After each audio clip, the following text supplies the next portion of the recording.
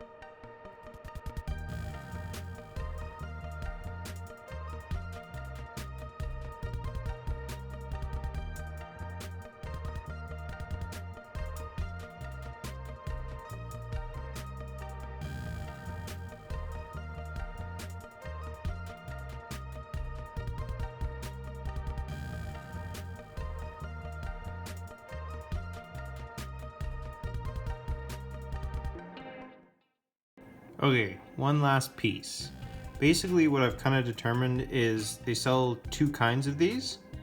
And so the one that I have fits in these 3 holes here, but there's another kind that would fit in these back 3 holes that would have a little standoff that would come out and support itself through here. So it's just the type that I have is the type that goes in these 3 holes. There's nothing too crazy that happens here. I've also double checked that what I'm kind of thinking is correct, because you can see each of these sets of holes are attached, and then this peg that would be the standoff for the second type of potentiometer is not connected to anything, so I should be good.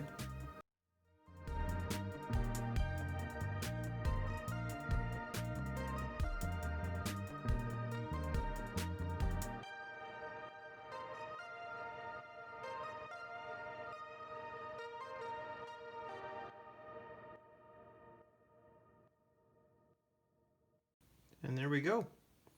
It's all done. So I'm gonna give it a test now. One thing I should explain about hooking this up. So you can see these markings kind of at the end of the board here. So this is your positive and your negative for your 12 volts power supply. This one on the other end is your ground. And then you hook your secondary wire up to one of these, depending on which type of wave you want. Like, do you want a sine wave? Do you want a square wave? Etc.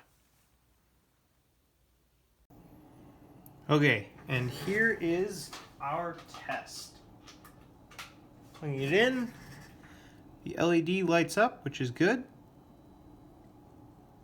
And I'm not sure if you'll be able to hear that, but I can hear a noise coming out of it.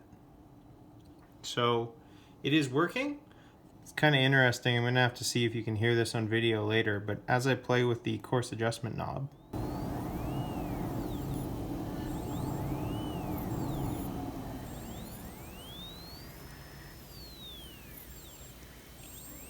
I don't know if you'll be able to hear that, but it's really cool.